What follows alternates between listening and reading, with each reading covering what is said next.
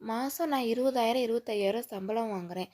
ஆனால் அந்த மாத கடைசி நாட்கள் அந்த 10 நாள் அப்படிங்கிறப்ப என்கிட்ட சுத்தமாக பணமே இருக்கிறதில்ல. வீட்டு செலவுக்கு குழந்தைங்கள பார்க்குறதுக்கு கூட பணம் இல்லை. அது எப்படி செலவாகுதுன்னு எங்களுக்கு தெரியல. வீட்டில் பணமே தங்க மாட்டேங்குது அப்படின்னு சொல்கிறீங்களா? இந்த சின்ன பரிகாரத்தை செஞ்சு பாருங்கள், உங்களுக்கு பலன் நல்லாவே தெரியும். இது பரிகாரம் செய்கிறதுக்கு நம்ம ரொம்ப கஷ்டப்படணுமா, அதிகமான பொருட்கள் வாங்கணுமா அப்படிங்கிறதே கிடையாது. நீங்கள் உங்கள் கிட்டே இருக்கக்கூடிய ஒரு பித்தளை தட்டோ அல்லது செம்பு தட்டோ எடுத்துக்கோங்க. இதை எப்போ செய்யணும் அப்படின்னா, மாதத்தில் வரக்கூடிய 2 வெள்ளிக்கிழமை, எந்த வெள்ளிக்கிழமை வேணாலும் நீங்கள் எடுத்துக்கலாம். அந்த வெள்ளிக்கிழமை நாட்களில் ஒரு பித்தளை தட்டு அல்லது செம்பு தட்டை எடுத்து நல்லா வாஷ் பண்ணிவிட்டு அதுக்கு மஞ்சள் குங்குமம் வச்சுக்கோங்க. வச்சுட்டு அந்த தட்டத்துக்கு மேலே மருதாணி இலை, எல்லாருக்கும் தெரியும்னு நினைக்கிறேன், மருதாணி இலையை அந்த தட்டத்தில் ஃபுல்லாக பரப்பிடுங்க. பரப்பிட்டு அதுக்கு மேலே 3, சப்போஸ் மருதாணி இலை கிடைக்காதவங்க மருதாணி பொடி நாட்டு மருந்து கடையில் கிடைக்கும், நீங்கள் அங்கே வாங்கி அதை கூட போட்டுக்கோங்க. போட்டுட்டு 3 ஏலக்காய் 3 கிராம்பை அந்த மருதாணி இலைக்கு மேலே வைங்க.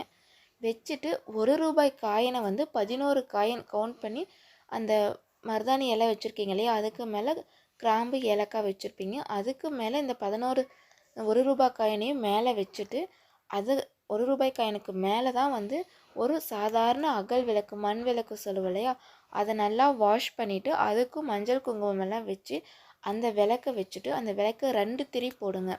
ஒரே சைடு தான் 2 திரி நல்லா திரிச்சிட்டு ஒரே திரி மாதிரி நீங்கள் அதில் போட்டு நெய் அல்லது நல்லெண்ணெய் ஊற்றி நீங்கள் விளக்கேற்றி வழிபாடு செய்யுங்க.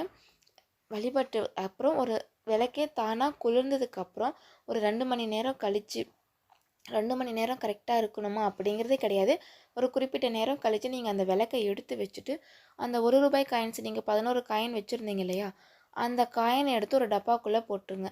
போட்டுட்டு நீங்கள் வீட்டில் அன்றைக்கி செலவுக்குன்னு சொல்லி ஏதோ பணம் வச்சுருப்பீங்க இல்லையா, அந்த பணத்தை ஒரு ₹100 ₹500 எவ்வளோ வேணாலும் இருக்கலாம், அந்த பணத்தையும் அந்த டப்பாக்குள்ளே போட்டு ஒரு 5 நிமிஷத்துக்கு மட்டும் மூடி வச்சுருங்க.